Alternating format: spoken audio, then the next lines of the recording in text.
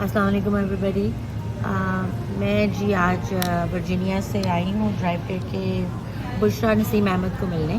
ان کا چھوٹی سی رائٹنگ میں نے دیکھی تھی اور فیس بک کے اوپر، سو آئی ڈیسائیڈیڈ ٹو کم سی ہر. تو بشرا اپنا انٹروڈکشن دیں سب کو. ہاں جی، میرا نام بشرا نسیم احمد ہے. میں لاہور سے ہوں اور لاہور سے مال ٹاؤن سے میرا تعلق ہے.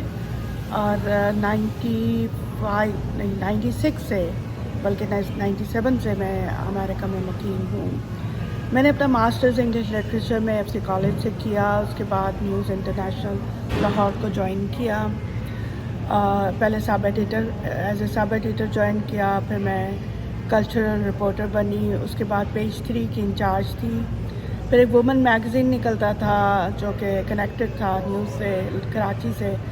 اس میں میں فوٹو شوٹس وغیرہ کراتی تھی اور انٹرویوز دیتی تھی لے کے. مطلب اس میں میرے انٹرویوز مختلف لوگوں کے، جیسے کہ سٹارز، فلم سٹارز اور ماڈلز، اور ان کے وہ چھپتے تھے. اور بلکہ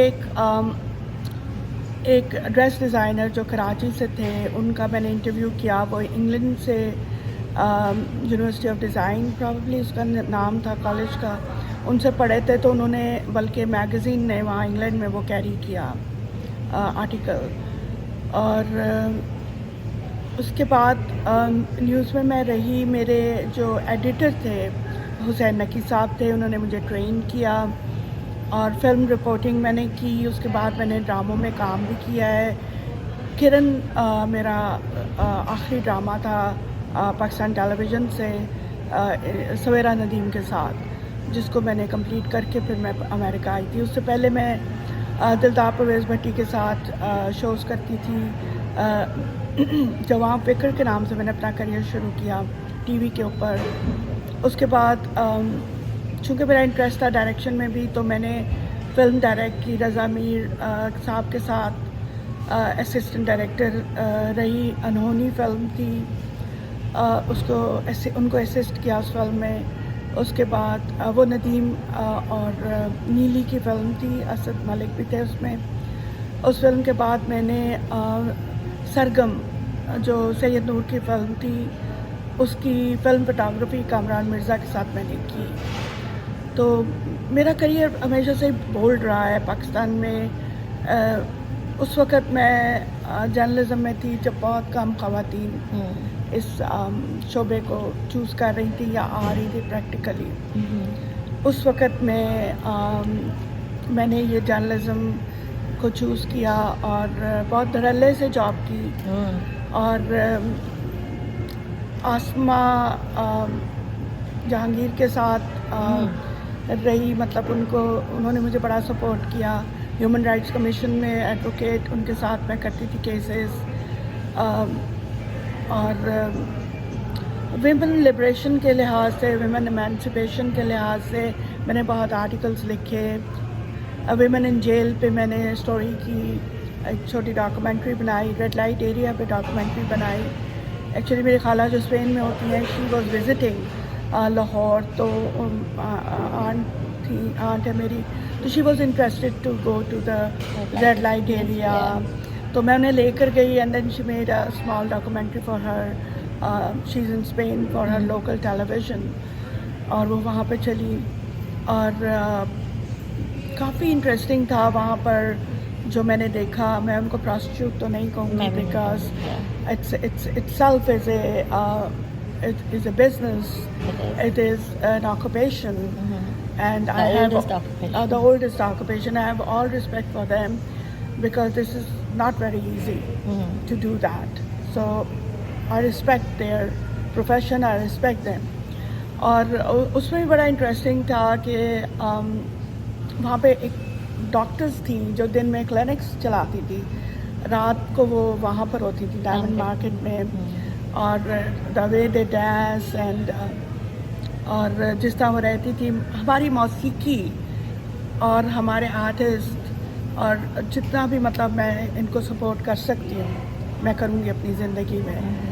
کیونکہ I don't think they are suffering or anything. I think they are very bold, and I think they are in that kind of a profession. It has to be very, had a lot of patience. Yeah. So, Courage. which they have shown. تو اور کیونکہ وابستگی میری رہی ہے news کے ساتھ. ایک وومن میگزین نکلتا تھا, اس کی میں ایڈیٹر تھی کراچی میں. اس میں بہت سارے انٹرویوز میں نے کیے اور میگ میں لکھتی تھی میں. اور ایک بزنس میگزین نکلتا تھا لاہور سے, اس کی میں ایڈیٹر تھی. میں نے رضیہ بھٹی کے ساتھ مطلب ان کے میگزین میں بھی لکھا. میں نے جگنو محسن کے میگزین میں بھی لکھا, فرائیڈے ٹائمز میں بھی. اور میں نے ایک تھا میگزین, پرابلی مجھے اس کا نام بھی بھول گئے ہیں, مجھے یاد نہیں. That's okay, that's okay. So you have been around and doing a lot of work. Exactly, yes. اچھا, تو اب آپ یہاں پہ ہیں امریکہ میں, آپ مجھے اتنا ڈیٹیل میں آپ کا بھی کام نہیں پتا, but I am just so excited to figure this all out, اور میں پڑھوں گی بھی ان کو. ابھی آپ فیس بک پہ جیسے لکھتی ہو بشرا, جی جی, that was very eye catching for me, اور مجھے بڑا مزہ آیا دیکھ کے کہ ایک عورت, ہم ابھی بات کر رہے تھے ریکارڈنگ کرنے سے پہلے کہ یہ سب چیزیں جو ایک عورت کے ساتھ ہوتی ہیں اور اس پہ گزرتی ہیں, اس کو مرد ہمیشہ اچھے سے لکھتے ہیں اور اس کو الیبوریشن اور پورے ایگزاٹک طریقے سے لکھتے ہیں, اور وہ سب پڑھتے بھی ہیں اور ان پہ کوئی اعتراض نہیں کرتا. لیکن جو سیم بات جب ایک عورت لکھتی ہے تو پھر اس کو ہم کہہ دیتے ہیں کہ بے شرم ہے, بے غیرت ہے. آپ کا کیا خیال ہے اس بارے میں؟ میرا خیال میں بے غیرتی اور یہ اس کا کریکٹر سے کوئی تعلق نہیں ہے. میں تو اس کو بے غیرتی کہوں گی نہیں, کیونکہ کریکٹر آپ کا وہ ہوتا ہے جو اس پہ آپ کسی کو تکلیف نہ پہنچائیں, آپ آنیسٹ رہیں, اور ڈیلنگز آپ کی آنیسٹ ہوں. تو کیا ہم وہ ہیں؟ تو کریکٹر کا تصور جو ہے وہ عورت کے ساتھ ہی کیوں منسوخ ہے؟ مرد کا بھی ہونا چاہیے. شرم دونوں کے لیے ایک جیسی ہے. اور انسان کا, میں سب سے پہلے تو عورت کو عورت لیتی نہیں, میں سمجھتی ہوں کہ وہ انسان ہے. جو رائٹس ایک ہیومن رائٹس ہیں وہ اس کی ہیں, اس کو ملنی بھی چاہیے. اور اس کے لیے اگر فیمنزم کو لوگ برا سمجھتے ہیں, اگر اپنی رائٹس کو لینے کو لوگ برا سمجھتے ہیں ایک عورت کو, تو میرا نہیں خیال کہ it should be like that, کیونکہ ہیومن رائٹس تو ہر ایک کے لیے ایکول ہیں, سیم ہے. تو اور یہ ایک بہت بڑی ایک اٹس اے کائنڈ آف اے کیا موومنٹ, یہ کوئی چھوٹی چیز نہیں ہے. ابھی میں نے کسی کا فیس بک پہ پڑھا کہ کسی نے لکھا کہ جو فیمنسٹ ہیں وہ لیسبینز ہیں. You know that. تو I mean, I don't have any problem with lesbians also. وہ ان کی زندگی, it's an alternate lifestyle and they can adopt it, whosoever want it. I mean, that is their right of life. لیکن ایک feminism کی movement کو اس سے attach کر دینا, ایسوسیٹ کر دینا, ایک بہت ہی بے وقوفی ہے. آف کورس, مطلب اس کا کوئی تعلق ہی نہیں بنتا اس سے. اور جب میں نے ان کو انکاؤنٹر کیا, ان سے بات کی, تو انہوں نے کہا جی میرا تو یہی تجربہ ہے کہ میں نے دیکھا ہے کہ وہ مین ہیٹرز تھیں, اور وہ یہ تھیں, اور وہ تھیں, اور وہ لیسبینز. تو میں نے کہا یہ تو بہت ہی سویپنگ اسٹیٹمنٹ ہے, اور یہ آپ کی اسٹیٹمنٹ ہے, آپ کے سوچنے کا انداز ہے, and you can not do that. اور وہ صاحب اچھے خاصے لبرل آدمی ہے. تو میں اب تک یہ نہیں سمجھ سک رہی کہ لبرلزم کی کون سی, یہ جو مرد اپنے آپ کو لبرل کہتے ہیں, یہ کس ایکسٹینٹ تک اپنے آپ کو لبرل کہتے ہیں, اور ان کی لمیٹیشنز کیا ہیں, اور ان کو ایکچولی کیا پتہ بھی ہے کہ لبرلزم ہے کیا. ابھی تک پاکستانی لوگ لبرلزم کا مطلب ہی نہیں سمجھ سکے. اور یہ بہت افسوس کی بات ہے کہ liberalism has nothing to do with atheism, it has nothing to do with any other thing. ہاں, اٹ سیلف اپنی آنکھوں کو کھولنا, اپنے دماغ کو کھولنا, سوچنا, اور دوسری کی رائٹس کو تسلیم کرنا, چاہے وہ مرد ہے چاہے وہ عورت ہے. That is liberalism. آج ہم اس سوسائٹی میں رہ رہے ہیں بینگ مسلمس, تو لبرلزم کی وجہ سے ہی رہ رہے ہیں. جو ان کی حرکتیں ہیں, جو کچھ ہے, تو یہ تو ایک دن بھی نہ ٹک سکے. لیکن اس وقت لبرلزم اوکے ہو جاتا ہے, جی ہاں, جب وہ ہمیں سرو کر جی رہا بالکل. لیکن جیسے ہی آپ اس تھوڑا سا اس کو ایکسپینڈ کرنے کی کوشش کریں, جی ہاں, جہاں پہ کوئی دوسرا نہیں پہنچا, ہم اس بات کو سننا بھی نہیں چاہتے. بالکل بالکل. تو پھر بشرا, آپ مجھے بتائیں, آپ کے husband must be very supportive of you. جی بالکل, بیکاز جیسے آپ لکھتی ہو. جی ہاں, نہیں وہ زیادہ توجہ تو نہیں دیتے لیکن he has given me a space. اور ایکچولی میں آپ کو بتاؤں اگر میرے ہسبینڈ میرے نہ ہوتے جو وہ ہیں میرے ساتھ تو شاید ہماری شادی بھی نہ رہتی. آپ صحیح کہہ رہے ہیں. ہاں جی میرے ہسبینڈ بہت سپورٹیو ہیں. میرے husband is a true meaning he is a liberal person. Right. تو اور سب سے بڑی لبرلزم کی نشانی ہوتی ہے کہ آپ دوسرے کو اسپیس دیں. اگر آپ اسپیس ہی نہیں دے رہے کسی کو تو آپ لبرل نہیں ہیں. یہ صرف کہانیاں ہیں جو لکھ رہے ہیں آپ. کیونکہ ایسے لبرل جو اپنے آپ کو کہتے ہیں وہ اینڈ میں کنزرویٹو کیا میں تو کچھ بھی نہیں کہنا چاہوں گا بیکاز ایوری تھنگ لفظ نہیں ملتے کیونکہ ہر لفظ کی بےزتی ہے ان کو کچھ کہنا. آپ پہچان ہی نہیں سکتے کہ ایکچولی وہ ہیں کیا. اور those people are actually very dangerous. Those are the people who are dangerous because ہم لوگوں ان کو سمجھنا بھی چاہیں تو ہم سمجھ نہیں سکتے.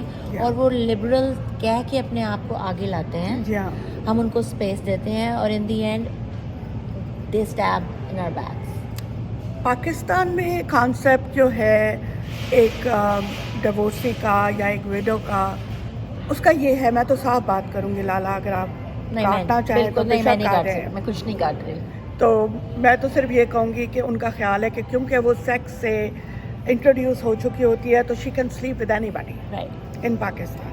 اب پاکستان میں کنسنٹ کا تو کوئی تصور ہے ہی نہیں. ہر کوئی آپ کے بیڈ روم میں گھسنا چاہتا ہے.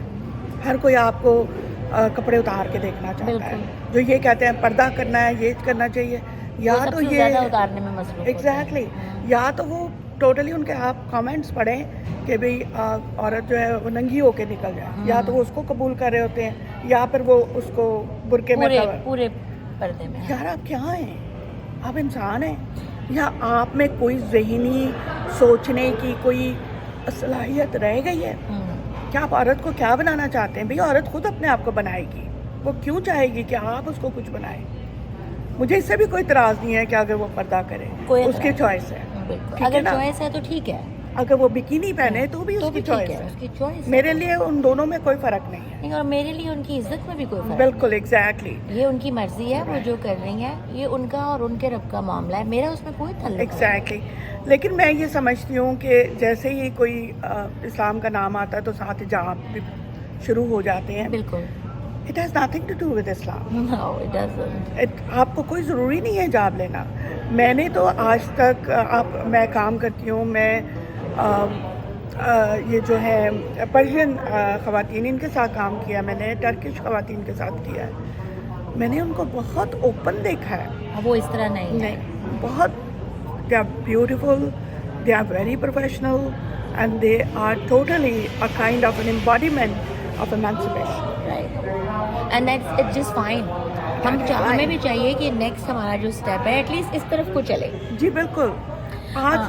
میں سوری ہم ایکچولی بیٹھے ہیں اس وقت بارنز اینڈ نوبل میں اور یہاں پہ کافی شور ہے. تو I am gonna stop this video and see اگر اس کی کوئی حالت صحیح ہے کہ نہیں ہے and then I will start with a new question with you. Sure.